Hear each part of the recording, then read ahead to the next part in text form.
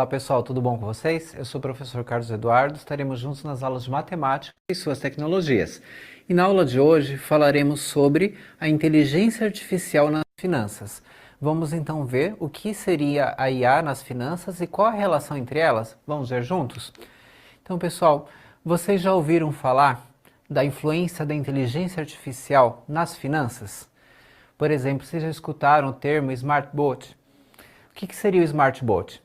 Então, um robô, traduzindo, né, seria um robô inteligente. Esses robôs, eles fazem um trabalho das operações financeiras de uma maneira automatizada. Por exemplo, vocês já escutaram expressões como swing trade, day trade. São operações na bolsa de valores envolvendo ações que você pode, por exemplo, né, comprar no valor mais baixo, depois vender no valor mais alto. Tem pessoas que operam manualmente, né, e analisam os valores e depois pensam, analisam e depois fazem o processo de compra e venda, né, desses produtos, dessas ações ou de outros produtos financeiros. Mas a ideia aqui, né, da inteligência artificial é você contratar um robô e esse robô vai fazer a operação para você. Ele vai dar o start da operação, ele vai ver o melhor momento de acordo com as análises gráficas, de acordo com todo o histórico, né, daquele ativo, daquela informação financeira, e ele vai depois ver o momento de comprar, depois ele vai ver também o momento de vender, e aí ele já está estruturado de uma forma inteligente. Então hoje em dia existe isso, né, em várias carteiras financeiras que são oferecidas, né, para os clientes em diversos, ou em bancos ou em outras, né, agências que trabalham aí com produtos financeiros. Então vocês encontram esses robôs, né, a oferta dos robôs, para que você fique como se você tivesse contratado para que ele faça as operações financeiras para vocês. Então, mas existem também carteiras automatizadas que trocam a cada mês, carteiras automatizadas de ações, de fundos imobiliários. Todo esse processo tem a ver com a inteligência artificial. Então, tem um efeito interessante, um efeito positivo. É lógico que tudo tem que ser analisado, tem que ser decidido. Não se pode também comprar sem pensar, sem consultar, sem estudar, porque também mesmo sendo automatizado, tendo uma inteligência artificial, se você não tem o seu planejamento, isso pode depois complicar, tá certo? Mas é bem interessante, pessoal, conhecer sobre isso. E o Pacífico, né, ele também se interessa bastante, né, pela inteligência artificial nas finanças, ele também estuda sobre esses temas, que é bem bacana. Mas agora vamos ver o que ele está aprendendo junto com a ajuda do Scratch, que a gente já estava vendo um pouquinho nas aulas anteriores. Vamos dar sequência aqui para vocês. Então aqui é uma atividade para você treinar o uso dos blocos, pessoal. É uma atividade bem simples que vocês podem depois abrir lá o Scratch e fazer aí a sequência de passos, ó. Na área de blocos, vocês vão procurar eventos, né? Tem blocos de eventos, e aí vocês vão arrastar o bloco que traz a expressão ali, ó, quando clicar em. Essa expressão, quando clicar em, que apareceu lá em cima em amarelo, né? É padrão, é sempre para acionar, né, o seu processo aí de atividade do script. Depois você tem ali, selecione o comando na figura da seção aparência, e aí você também vai arrastar. Depois na seção movimento, selecione o comando também indicado. Ali do lado direito tem a imagem que mostra cada comando, você pode procurar pela cor também, tá? Pela cor fica bem prático se você não quiser procurar esses nomes dos blocos, tá? E por último, na seção som, você também procura ali a informação que está em rosa ali, né? Toque ali, traz a informação do som que vai produzir o gato, que no caso ali ele vai só miar, né? Vai ser uma produção de um som. Depois você coloca no final, né, para testar o bloco, clicando lá na bandeirinha que ficou lá no topo do algoritmo, no topo do script, tá? Então aqui é uma atividade que você pode buscar pelas cores. Se você estiver olhando lá do lado esquerdo, os círculos, né, que são os blocos, têm cores diferentes. Ou você pode buscar pelos nomes que foram indicados aqui, eventos, os blocos ali de aparência, blocos de movimento, blocos de som, ou pelos nomes ou pelas cores, porque você tem sempre ali um roteiro, é só seguir as cores, aí você consegue encaixar tranquilamente, e aí você vê o resultado lá no palco, né, o que vai acontecer. Na verdade ele só vai produzir um som, ali é só uma sequência bem básica, né, mas é para você treinar aí mais uma vez, né, a estrutura aí dos blocos, tá certo? Mas vamos então ver mais especificamente o que o Pacífico está estudando na área de matemática, né, que é o nosso grande objetivo aqui, né, aprofundar na matemática. Vocês já ouviram falar nos operadores lógicos, né? Na lógica matemática existem operadores lógicos e na lógica de programação também, né? Os principais operadores lógicos são o e, ou e o não, que a gente também chama de operador negação, tá? Então, qual que é a lógica desses operadores? Quando você tem o operador e, você precisa ter as duas informações verdadeiras, né? Então, as duas informações são essenciais. Se não são as duas informações verdadeiras, você vai concluir que é falso. Então, por exemplo, um exemplo do dia a dia, né, que a gente pode pensar, o e, quando as duas informações são essenciais, por exemplo, que tem uma vaga de emprego que está pedindo assim, tem que ser maior de 18 anos e tem que ter concluído o ensino médio. Então, as duas informações são essenciais. Se você chegar lá e falar, tenho 18 anos, mas não conclui o ensino médio, ele não vai te aceitar para a vaga, porque as duas informações conjuntamente são essenciais.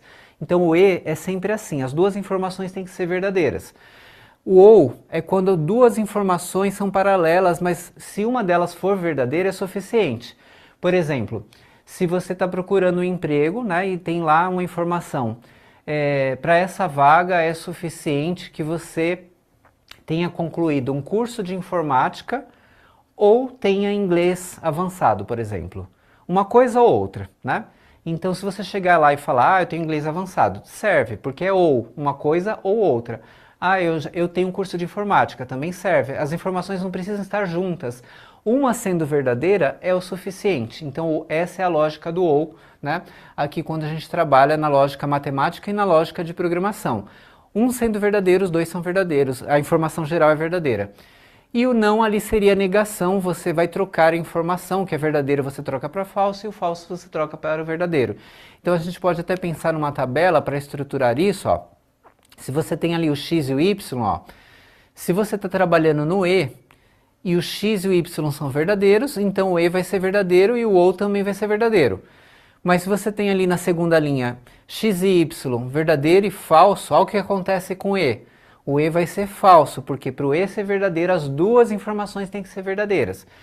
Agora, se você vai para o ou, ó, por que deu verdadeiro no ou quando é verdadeiro e falso? Porque no ou precisa somente de uma informação verdadeira para ser verdadeiro. Depois, quando você olha ali o x e y, falso e verdadeiro, né?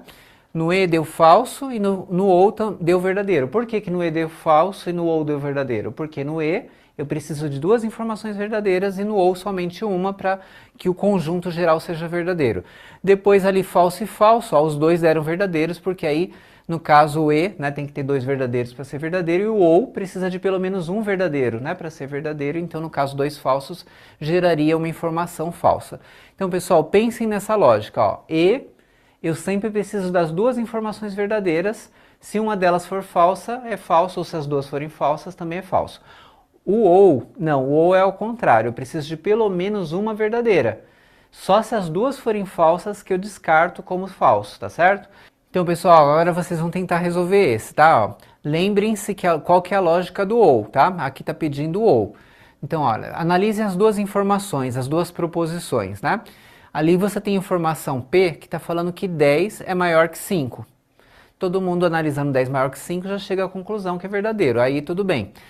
Quando você olha o que, né, raiz quadrada de 100 igual a 9, também todo mundo pensando um pouquinho chega na conclusão, raiz de 100 é 10, não é 9, né, então é informação falsa.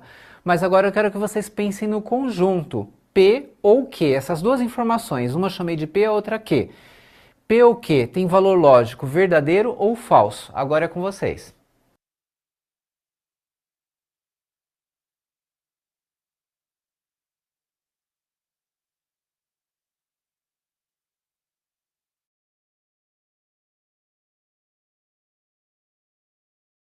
Então, pessoal, vocês aí conseguiram chegar na informação verdadeira. Por quê? Porque aqui é ou. Lembram-se que a gente falou que é na lógica matemática, na lógica de programação, quando eu estou trabalhando o ou, se uma das informações é verdadeira, o meu conjunto geral é verdadeiro, né? Então, como aqui a proposição P era verdadeira, né? 10 maior que 5 é verdade, e a outra era falsa, né? Raiz quadrada de 100 não é 9, é 10, né? Ela é falsa ali, a informação. Então, o conjunto geral que era P ou Q é um conjunto verdadeiro, na lógica aí da matemática ou na lógica de programação. Solta a vinheta de curiosidade, por favor.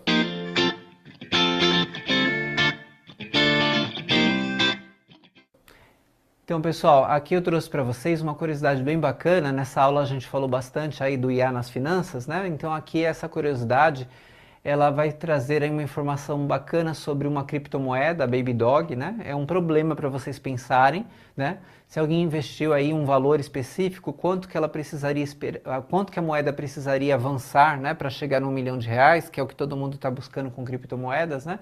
É bem bacana essa curiosidade para vocês pensarem um pouquinho mais aí sobre como a tecnologia, né, ela está por trás aí também das criptomoedas, tá certo? Faz um tempo, né? Aqui vocês têm o problema, né? Que vocês pediram sobre a moeda Baby Dog. Aqui um problema sobre como atingir 1 milhão de reais, né? Então, supondo que você comprou R$ 50 dessa criptomoeda Baby Dog, para quantos centavos cada moeda deveria subir para que você receba de volta 1 milhão de reais? Então, aqui vai depender da cotação do dia, né? A referência que eu vou responder aqui vai ser na mesma cotação de quando eu mostrei o problema originalmente.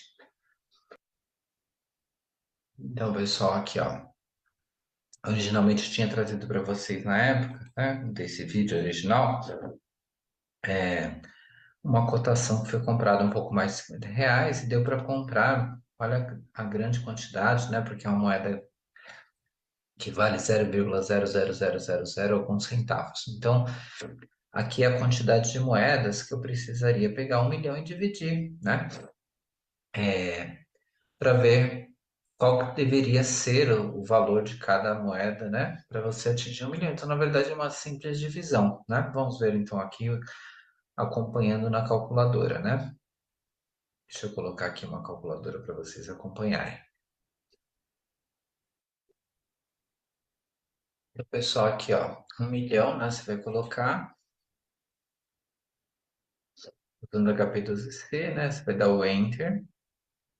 Agora a gente vai digitar o segundo número, né? Vamos lá copiar o segundo número.